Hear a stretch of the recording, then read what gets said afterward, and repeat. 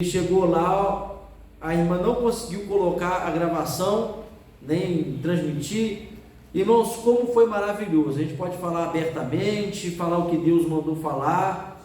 Aí esse dia eu estava conversando com um tio, e ele falou assim: olha, eu assisto você pregando nos cultos na igreja, em casa, nas quintas-feiras, mas você parece que está meio assim engessado. Sim, nós ficamos meio engessados porque nós temos que tomar muito cuidado com o que a gente fala, está transmitindo, porque hoje em dia o inimigo é sujo, né? Então, eu vou colocar aqui, mas qualquer coisa está gravado. Se qualquer coisa eu vou corto aquilo que eu achei, não ficou legal, a gente corta.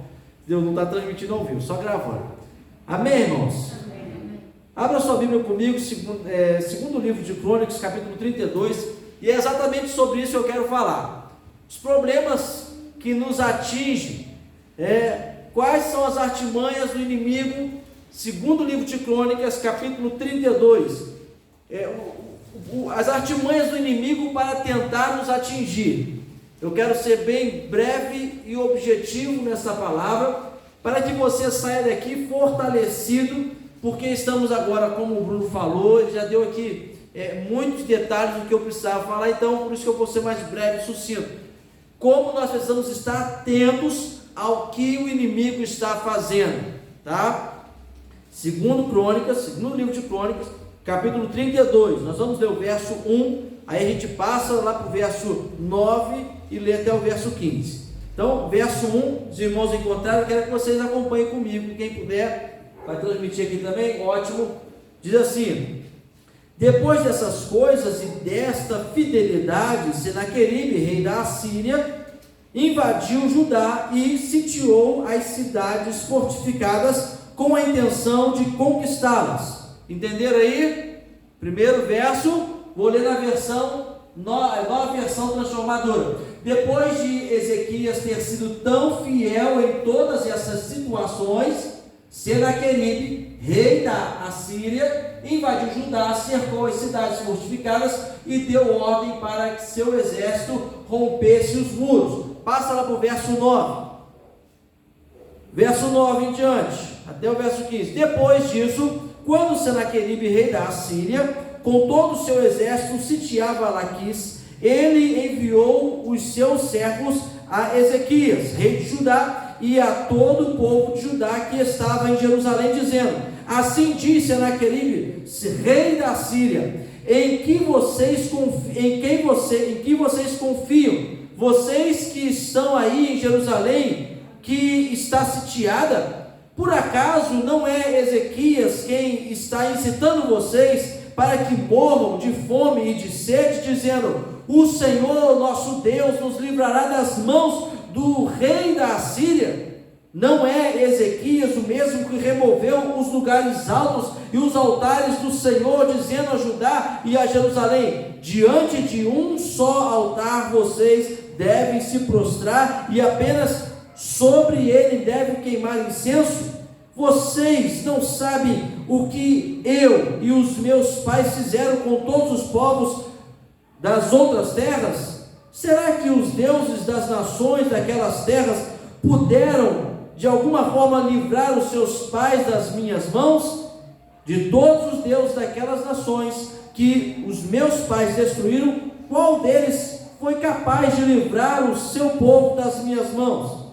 Então, como Deus de vocês será capaz de livrá-los das minhas mãos? Portanto, não deixe agora que Ezequias o engane, nenhum Deus de nação alguma, nem de reino algum, foi capaz de livrar o seu povo das minhas mãos, nem das mãos dos meus pais. Muito menos o Deus de vocês será capaz de livrá-los das minhas mãos. Amém, irmãos? Amém. Uma série de perguntas, né? Esse homem, filho incircunciso, talvez ele fosse bem parentesco com os filisteus, filho de filisteu, incircunciso, homem perverso, maligno.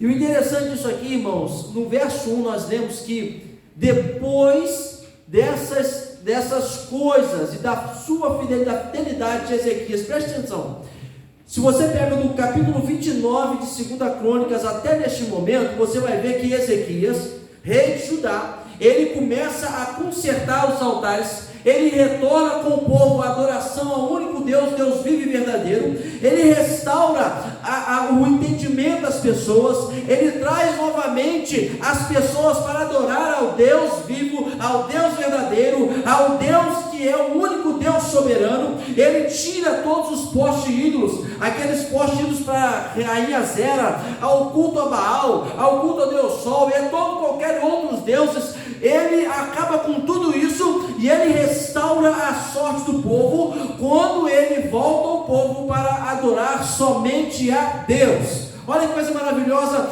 Ezequias está dando um direcionamento para o povo: olha, vamos seguir por este caminho, porque é este o caminho que o Senhor preparou para nós. Não há outro caminho, não há outro Deus, não há outra maneira de alcançarmos uma vitória, de sermos bem-sucedidos, que não seja a vontade de Deus. Então, retorne para Deus, retorne o seu pensamento para Deus, retorne sua mente para Deus, retorne os seus olhos para Deus, e siga o caminho que Deus colocou para nós, um caminho de vitória, porque nós somos o povo de Deus. Coisa maravilhosa, irmãos. Como isso é maravilhoso quando nós entendemos que Deus é a única solução para a vida. Não há outra solução. A outra solução vai ser um final de morte, vai ser um final de desgraça. E Ezequias, ele traz novamente o povo a essa restauração. E aí o que acontece? Como nós, filhos de Deus, sempre acontece quando nós estamos indo bem. Assim como Jesus encontrou João Batista à beira do rio, Jesus precisava ser batizado? Não, mas ele estava ensinando o que precisava acontecer. E ele não é batizado pelas águas, mas ele é batizado pelo Espírito Santo. O Espírito Santo vem sobre ele, e depois de ele ser batizado, o que o Espírito Santo faz? Leva ele para o deserto, como eu falei aqui. Irmãos, olha que coisa interessante. Jesus está cheio do Espírito Santo, pronto para começar o ministério, pronto para deslanchar, para anunciar: eu sou a salvação deste mundo, quem crê em mim jamais morrerá, mas terá vida eterna. E quando isso acontece, ele está pronto para começar essa caminhada. O Espírito Santo leva ele para o deserto, e quem vai visitar Jesus no deserto? Quem, irmãos? Satanás, o diabo. Nome diabo significa enganador, mentiroso. Encontra Jesus no deserto. Vamos fazer uma alusão aqui. Ezequias conserta os altares a Deus, destrói todo ídolo, destrói todo culto a outros deuses. Ele agora está totalmente com o seu povo, o povo de Deus, o povo de Judá, voltado para a adoração ao Deus verdadeiro. Vamos trazer para nossos dias. Nós estamos aqui consertando o altar, restaurando as nossas forças, nos alimentando da palavra de Deus. Sairemos aqui fortalecidos, porque o Espírito Santo está visitando as nossas vidas. Então nós não vamos sair fracos, nós não vamos sair abatidos, nós não vamos permitir que nenhum mal, nenhuma seta do maligno alcance as nossas vidas, porque nós temos o nome de Jesus e na presença de Jesus em nosso meio. Então você tem que sair daqui alegre, porque Jesus, ele traz alegria onde ele está. Você tem que sair daqui fortalecido, porque o Espírito Santo fortalece a sua vida. Você tem que sair daqui glorificando, porque não há nenhuma barreira que pode impedir o agir de Deus. Mas tenha certeza que quando você sai daqui alegre, feliz, saltitante, pulando de alegria, porque o Espírito Santo está te fortalecendo, o diabo vai querer armar o que ele sempre faz. E por isso nós temos muitos cristãos que se tornam crentes e depois se tornam mundanos, perdem a fé e estão perdidos, porque eles vêm aqui restaurar a sua comunhão com Deus, mas quando botou o pé do lado de fora, eles deixaram uma seta maligno penetrar na sua mente. Irmãos, isso aqui foi antes de Jesus. Nós vemos que Jesus, ele fala assim: olha, nem só de pão viverá o homem, mas de toda a palavra de Deus. Jesus fala assim: somente a Deus prestarás culto, somente a Ele adorarás. Ele fala que através do conhecimento da palavra de Deus, ele vence as astúcias do maligno. E sabe o que acontece nesse texto que nós lemos, irmãos? Depois que Ezequias faz tudo isso, começa aquelas monte de perguntas que eu li aqui. Vocês devem ter acompanhado. Será que Ezequias era o homem certo para isso? Será que o Deus de vocês é o Deus certo? Será que o que vocês estão fazendo é a maneira certa? Será que o que vocês vão sair daqui realmente é verdade? Vocês vão sair daqui alegres, felizes, transformados? Será? Sabe, irmãos, eu queria destacar aqui o que o diabo tem feito, e isso não é de agora. Isso não é de hoje, porque às vezes você pode pensar: pastor, parece que eu estou falando uma coisa aqui antes de Cristo, bem antes de Cristo. Eu não cheguei a ver a data exata, mas isso aqui dá mais de 700 mais ou menos antes de Cristo. 700, mais ou menos isso, antes de Cristo, talvez um pouquinho menos, né, pastor Henrique? Mas vamos colocar entre 500 e 800. 800 eu tenho certeza que já era o reino de Davi. Aqui já está dividido, mas não importa, é muitos anos, irmãos. Ninguém aqui consegue passar de 100 anos. Se passar é um milagre. Então você imagina, isso aqui está mais de 500 anos antes de Cristo. Depois vem Jesus, a mesma artimanha. Depois nós estamos aqui, e não pense você que o diabo não vai usar das mesmas artimanhas. E eu quero destacar as 4 coisas que ele vai usar, porque ele usou aqui com Ezequias, ele usa com Jesus, ele usa depois com os outros homens e mulheres de Deus, e ele usa comigo, contigo. Primeira coisa que eu quero destacar é que ele vai espalhar dúvida através de palavras. Note que ele manda o mensageiro ir lá e falar, e começar a questionar, a colocar em dúvida. Nós lemos aqui no verso 10: assim diz Senaqueribe, rei da Síria: em quem vocês confiam? Vocês que estão aí em Judá, que está sitiada. Ele vai falar para Ezequias e para o povo de Judá que estava em Jerusalém: em quem vocês estão confiando? Que é isso? O que vocês estão fazendo? Que ideia é essa? É a palavra que chega. Se você depois acompanhar a sua casa, o Bruno falou sobre cartas. Está aqui, naquele tempo eles usavam cartas. Eles mandavam cartas, começaram a espalhar várias cartas com esses questionamentos. Hoje, irmãos, não tem carta chegando lá com a palavrinha escrita para você, não. Hoje você pega o celular e você recebe lá o WhatsApp lá, que está um monte de mensagem. A maioria das mensagens é uma derrota, é fracasso, vai dar tudo errado, nada vai dar certo, está uma crise, está um problema, aumenta isso, dá problema aquilo, é um mentiroso daqui, é um mentiroso de lá, e nós estamos aí sugando todas essas informações. Estamos igual aquele rei de Israel, quando Naamã ouve que em Israel havia um profeta que poderia curar ele da lepra. O que o rei faz? O rei da Síria, não é a Síria, é Síria, manda uma carta através de Naamã. Quando chega lá, apresenta para o rei fica todo desesperado, porque quem sou eu para fazer isso? Quem sou eu para curar um homem? Quem sou eu para livrar alguém da lepra? Ele tinha esquecido de que no meio do povo dele havia um servo de Deus que poderia fazer com que aquilo mudasse. Mas ele preferiu primeiro ficar frustrado. Quero deixar para vocês bem claro: o diabo, ele vai espalhar dúvidas com palavras.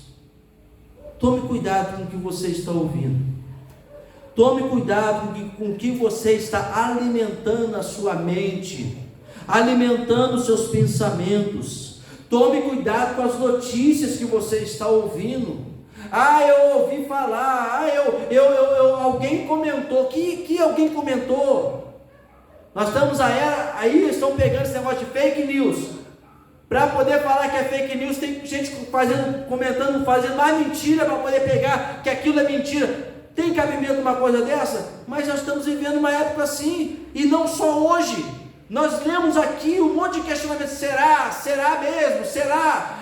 Nós estamos vivendo essa época. Será que quem está certo? Será que fulano está certo? Será que Beltrano está certo? Será que estamos esquecendo que quem está certo é o povo de Deus que adora a Deus. Não tem que ter dúvida disso. Mas todo esse será aí é para tirar nosso foco do que é verdade. A verdade é uma só. Deus deu à igreja neste tempo poder para ser luz e sal nessa terra, para direcionar, seja governo, seja reino, porque é Deus que coloca reino, é Deus que coloca governo, é Deus que elege presidente, supremo, sei lá o que, é Deus que permitiu, irmãos. E se está ruim, é porque a igreja não está fazendo por onde. Em vez de nós estarmos focados aqui na verdade, nós estamos dando trela para mentiras, para dúvidas, para achismos. Pastor, estou vivendo uma crise. Sim, meu irmão, sim, minha irmã, está vivendo uma crise, porque a gente está falando a verdade e você prefere dar atenção para mentira. Quantas vezes já aconselhei pessoas: olha, toma cuidado com isso, toma cuidado, isso aqui está errado, isso aqui não pode. Passou, não deu uma semana, a pessoa está lá fazendo exatamente o quê? Aquilo que não pode. Aí depois dá tudo errado, vem: pastor, está difícil, tá tudo errado, está ruim mesmo, porque você está dando, em vez de você dar ouvido ao que é verdade. Mas pastor, essa verdade aí não vai ser legal, mas essa é a verdade. Depois que você começa a trilhar nela, você vai ver que não é legal não, é maravilhoso. O problema é que as pessoas estão querendo muito esse negócio: eu quero que é legal, eu quero que é novo, e esquece do que o que permanece, que é a verdade. Não é o que é novo, não. Tome cuidado com essas notícias falsas. Segunda coisa, ele produz dúvida com relação à fé. O Bruno falou de fé, realmente. Esses dias atrás eu preguei e falei assim: olha, tem que tomar cuidado em que estamos colocando a nossa fé. A fé que salva é a fé em Cristo Jesus, no Filho de Deus. Se você está crendo nas suas forças, se você está crendo na sua casa, se você está crendo no seu marido, na sua esposa, se você está crendo no seu trabalho, se você está crendo no seu carro, se você está crendo nas situações que você está vivendo, tome cuidado, porque na hora que a trombeta tocar, não é nesses lugares aí que você vai ter salvação, não. E ele está perguntando aqui: será que o Deus de você vai resolver o seu problema? Será? Será que esse Deus aí vai solucionar as minhas mãos fortes, que matou várias nações, que escravizou várias nações? Já viveram essas coisas? Ouviram essas situações? Eu já fiz isso, eu já fiz aquilo. Você? Pode orar, você pode orar, pode jejuar, pode ir para a Bíblia, pode ir para o monte, você pode ir para a igreja orar, pode pedir para o pastor orar, pode pedir para as irmãs da oração, você pode, não tem problema, não tem nada vai salvar você. E aí, em vez de nós termos, não, a Bíblia fala que se eu orar a Deus, se eu clamar, se eu suplicar de dia e de noite, Jesus falou: se eu clamar dia e noite, o meu Pai do céu irá atender o meu clamor, a minha oração. E eu não clamo só não, eu clamo e clamo em nome de Jesus. Nós temos poder e autoridade para isso. Mas é mais fácil a gente duvidar: será que Deus vai fazer mesmo? É mais fácil nós sermos como Sara. Deus fala assim: Abraão, eu tenho uma promessa para você. Você vai ser pai de nações, de multidão. Por isso eu transformei seu nome em Abraão. Coisa maravilhosa. Sara está lá com 70 anos. Eita, sou estéril, não vou ter filho. Eu sei que Deus prometeu, mas deixa eu dar uma ajudinha aqui, porque eu acho que Deus esqueceu do tempo. Deixa eu dar uma ajudinha. Agar, vem cá, Agar. Entra aqui, Agar. Traz o filho da promessa. Deus te pediu alguma ajuda? Não. Deus pediu para você fazer o quê? Crer. Amém. Deus pediu para você crer. E aí a primeira coisa que a gente faz é parar de crer. Tome cuidado, porque o diabo ele vem produzir dúvidas acerca da sua fé. Terceira coisa que nós vamos ver aqui, que olha que acontece isso aí mais de 500 anos antes de Cristo. Terceira coisa que ele faz, ele produz dúvida acerca da palavra profética. Deus em todo momento da história vem falando assim, olha, se o meu povo se humilhar, se o meu povo se converter dos seus maus caminhos, se o meu povo voltar para mim, se o meu povo clamar, eu farei coisas maravilhosas, eu sararei a terra, eu farei coisas grandiosas. Irmãos, pense, você no deserto, olha para um lado, areia, olha para o outro, areia, olhou para frente, não tem esperança nenhuma, por quê? O que tem? Areia. Quando você fala, vou olhar para trás, o que você acha que vai encontrar atrás? Areia. De dia, um sol esturricando, aquele calor. Quando vai dar de noite, quando dá meia-noite, 0 graus. Alguém já entrou numa câmara fria aqui de 0 graus? Já? Ninguém? Eu trabalhei no frigorífico.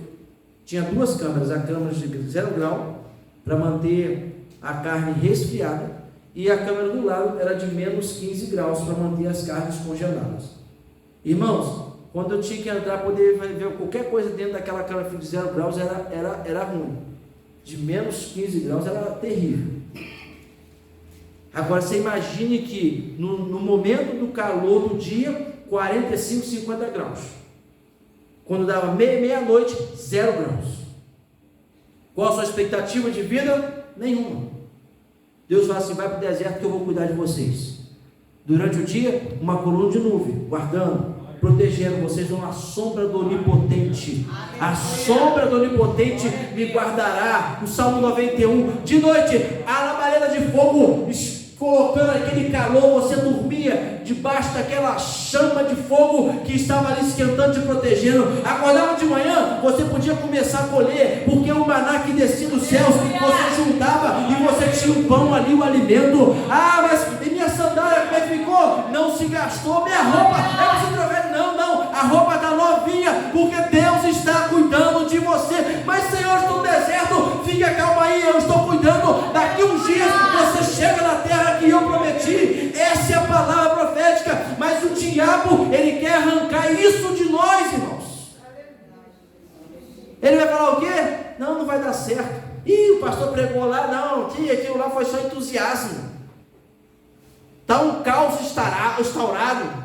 Está uma desgraça terrível. Parece que nós vamos ter guerra. Parece que nós vamos ter. Irmãos, não vai ter. Eu oro e profetizo isso. Não vai ter nada enquanto a igreja do Senhor Jesus está em terra. Porque no dia que o som da trombeta tocar e nós ouvimos o som e a igreja subir, aí, irmãos, isso aqui vai desabar. Mas enquanto a igreja está aqui, a igreja fiel, a igreja que crê nessa verdade, pode ver. Vai sim, rumor de guerra, olha, tá, mas a igreja não precisa se preocupar com isso não, porque o Senhor está nos guardando. Aleluia. Mas o diabo vai fazer o quê? Você acredita que isso vai acontecer? Desde que eu me converti, há 1900 e lá bolinha atrás, eu estou ouvindo que Jesus vai vir, irmãos. Isso aí já passamos tanta coisa e eu estou ouvindo, aí na hora que chegar, sabe o que vai acontecer? Vocês estão igualzinho aquelas 10 virgens loucas, nércias. Por quê? O que faltou na botija? O azeite? Por que faltou o azeite? Porque não tem fé? Não tem fé para buscar? Não tem fé para clamar? Não tem fé para crer na palavra profética? Devemos estarmos atentos, a palavra está sendo pregada. Quem esteve domingo aqui de manhã, nós começamos um culto com uma palavra, o pastor chegou atrasado, parece que foi coisa de Deus fazer ele chegar atrasado. Ele não viu quando nós chegamos aqui, quando nós começamos o culto, o texto que nós lemos, depois ele pega o texto, e aí depois eu tive com ele na segunda-feira, ele falou assim, olha, eu tinha 2 palavras preparadas, e aí eu fiquei até o último momento falando assim, o que eu vou pregar, qual a palavra que eu vou ministrar. E aí ele falou assim, eu ministrei, o Espírito Santo falou comigo, qual a palavra que eu tinha? Isaías 55 e tinha uma outra palavra, evangelística. E eu fiquei em dúvida, qual que eu ia pregar, e ele falou assim, quando você orou por mim e que você falou assim, olha, aquela palavra no final do texto, a sua palavra não volta vazia, Senhor. Na hora que, na oração, orando por ele aqui, a sua palavra não volta vazia. Na hora, o Espírito Santo falou com ele assim, olha, Isaías 55. E ele manda abrir o que? Isaías 55, do 1 ao 6, nós começamos do 6 até o 12. Deus está falando, irmãos. Aleluia. Se você não quer crer, aí você não pode reclamar. Você vai se encontrar ali com o Senaqueribe, vai se haver com ele. E ele fala que ele é homem de guerra e ganha guerra. Mas a última coisa, irmãos, desse texto, é que ele não coloca em dúvida a fé daquele povo, ele não coloca só em dúvida o Deus daquele povo, ele não só coloca em dúvida o homem, a palavra profética que estava sobre aquele povo, não, ele não só agora, ele não é em dúvida, ele vai contra, ele blasfema contra Deus. Irmãos, e aqui é algo muito terrível, porque toda vez que nós começamos a duvidar de Deus, o final vai ser blasfemar de Deus. E quando você começa a blasfemar de Deus, já mostra que você não tem nenhuma fé, você não é ateu não, porque o ateu fala que não crê em Deus. Quem blasfema de Deus, ele sabe que Deus existe, mas ele é totalmente contra Deus. Então você é pior do que um ateu, porque um ateu no último minuto ele pode fazer igual aquele ladrão da cruz. Ah, Senhor Deus, oh Senhor, eu pensava que o Senhor existe, Senhor, tenha misericórdia de mim, ponto, está lá no céu. Aí mas ele era ateu o tempo todo, não, mas ele, no final, ele teve um encontro com Deus e salvou a alma na hora. E aquele que blasfemou contra Deus? Na última hora, quem já cauterizou sua mente, já colocou como algo verdadeiro, como algo real, como algo absoluto, irmãos. Por que nós tratamos a Bíblia como uma verdade absoluta? Porque nada pode ser contrário a que a Bíblia fala, porque ela é a verdade absoluta. É isso que estão roubando da igreja. A dúvida, ela relativiza. E a Bíblia até fala isso, mas sabe como que é? É porque eu gosto, pronto, você relativizou a verdade é uma, é aquele caminho ali, aquele caminho, mas o caminho ele é doce, ele é amargo, tem dias que é doce, tem dia que é amargo, você passa por ali, porque no dia doce você lembra que Deus está contigo, e no dia amargo você lembra que você precisa de Deus. Aleluia!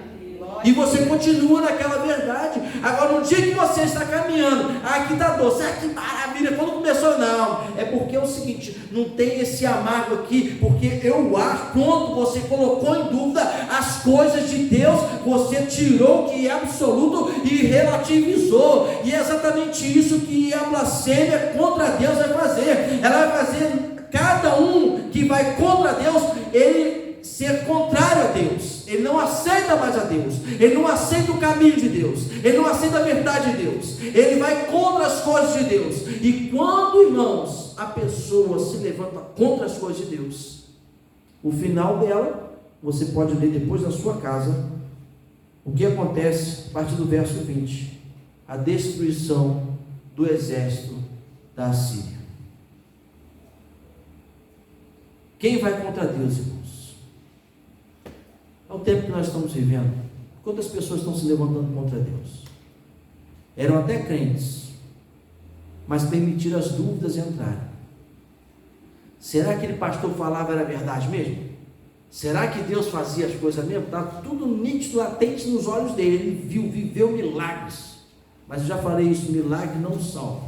Milagre não te faz permanecer no caminho de salvação. Milagre é maravilhoso, é bom, mas se não for para glorificar a Deus, ele não acontece. E se você está só se pautando em milagres ou palavra profética, tome cuidado, porque isso aí não salva. O que salva é a nossa fé, a nossa convicção no Senhor Jesus. Amém. Precisamos estar atentos. Eu quero terminar lendo Romanos 10, verso 17. Romanos capítulo 10, verso 17. Lembre sempre desse texto, porque eu falei o quê? O que vai tentar tirar, fazer com que a nossa fé seja abalada, são palavras que vêm, certo? Olha o que Paulo vai escrever em Romanos capítulo 10, verso 17. E assim, a fé vem pelo ouvir, e ouvir a palavra de Deus. A minha tradução da palavra de Cristo. Mas a fé vem pelo quê? Ouvir e ouvir a palavra de Deus. Para você refletir, quanto tempo você gasta ouvindo a palavra de Deus? Quanto tempo você gasta ouvindo a palavra do mundo? Só pense, faz a sua análise. Domingo, nosso culto de ceia, o apóstolo Paulo fala, nós temos que fazer uma introspecção, uma análise, uma avaliação de nós mesmos. Comece hoje. Mas eu estou tendo dúvida. O que você tem mais ouvido? A palavra de Deus? Para gerar essa fé inabalável? Ou você está ouvindo a palavra do mundo? Pense nisso, irmãos. Eu quero convidar você que está tendo essas dúvidas a vir aqui na frente. Quinta-feira é o culto do propósito. Eu creio que é um propósito de Deus para fortalecer a nossa caminhada, a nossa fé. E se em algum momento da sua caminhada você começou a vacilar, começou a criar aquela dúvida, aquelas incertezas, será que realmente precisa? Porque hoje nós temos visto isso. Pastor, eu não estou voltando porque é dúvida. Ele não tinha convicção. Antes ele estava aqui por estar. Passou a crise aí, ainda estamos saindo dela. Porque eu acho, quando começou isso, ele começou com a dúvida. E dessa dúvida passar por uma dúvida de Cristo, de ser Jesus o Filho de Deus, de que realmente Jesus veio salvar, de que realmente a morte na cruz nos traz vida. Irmãos, é uma linha tênue. Então, se por algum acaso você está tendo alguma questão de dúvida, não tenha vergonha não. Vergonha a gente tem que ter quando a gente estiver lá no lago de fogo e enxofre, que vai ser terrível. Agora é a hora de acerto, é hora de se arrepender. Ninguém aqui é imbatível. Pode ser que em algum momento uma dessas ciladas de Satanás atingiu você e você está assim, ainda estou meio... É a hora de nós orarmos por isso. Vamos colocar de pé. Se você sentir desejo de vir à frente, vem aqui à frente. Não fique com medo, com vergonha, não. Vem aqui à frente, vamos orar junto aqui no altar. Porque o altar é lugar de conserto. O altar é lugar de acertar as coisas que precisam. E se há um resquício que seja de dúvida com relação às coisas de Deus, nós precisamos orar juntos, para que o Espírito Santo sane todas as dúvidas e nos dê essa direção da verdade absoluta que é Cristo. Vamos orar?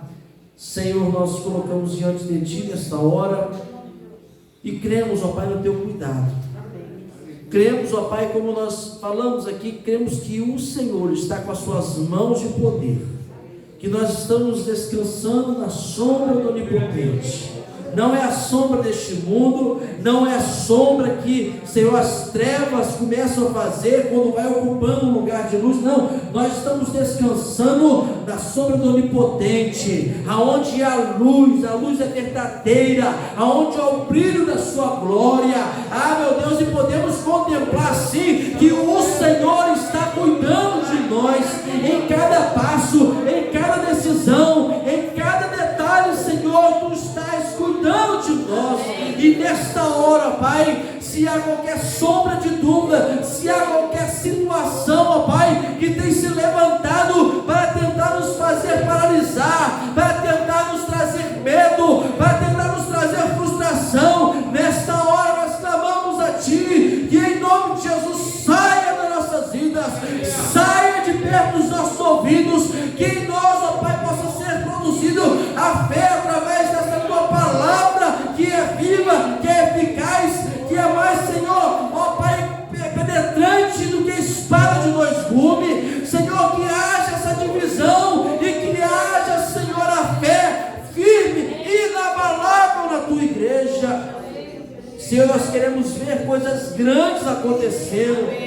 Senhor, mesmo que comece com pequenos detalhes, nós queremos ver, Senhor, coisas maravilhosas acontecendo, porque a Tua palavra diz isso, que, Senhor, Tu irás fazer muito mais do que pedimos ou pensamos.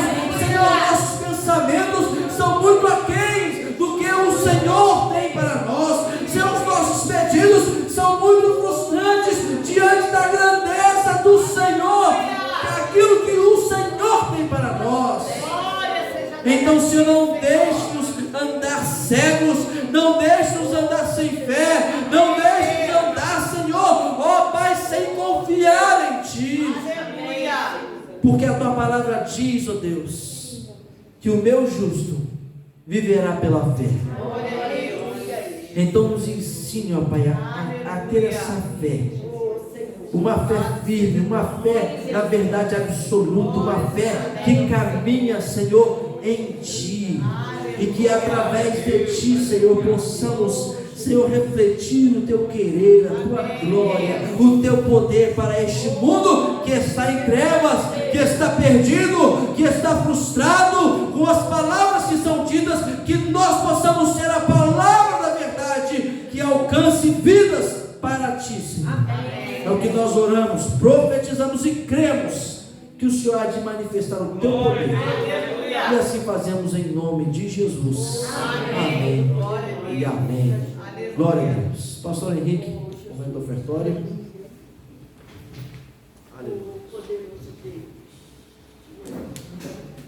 Amém. Glória a Deus. Pode se sentar, palavra abençoada, nos lembrando que nós temos um Deus que cuida de nós. Momento de oferta, e eu costumo falar aqui, que momento de oferta também é um momento de louvor e adoração ao nosso Deus. Eu vou ler uma passagem bem conhecida dos irmãos, que é a oferta da viúva pobre, que está lá em Marcos capítulo 12, versículo 41, a partir do 41 diz assim: estando Jesus assentado defronte da arca do tesouro, observava a maneira como a multidão lançava o dinheiro na arca do tesouro. Muitos ricos depositavam muito. Vindo, porém, uma pobre viúva, depositou 2 pequenas moedas, que valiam 5 réis. E chamando os seus discípulos, disse-lhes: em verdade vos digo, que esta pobre viúva depositou mais do que todos os que depositaram na arca do tesouro, porque todos ali depositaram do que lhes sobejava, mas esta, da sua pobreza, depositou tudo o que tinha, todo o seu sustento.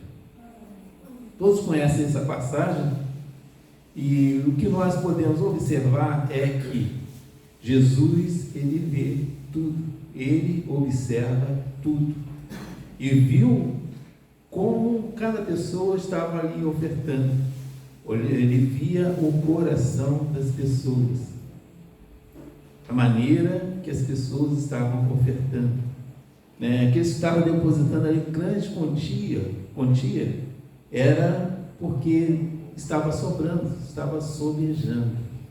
Mas aquela pobre viúva depositou apenas 2 moedas, que valia 5 réis, diz aqui na minha Bíblia, e era todo o seu sustento.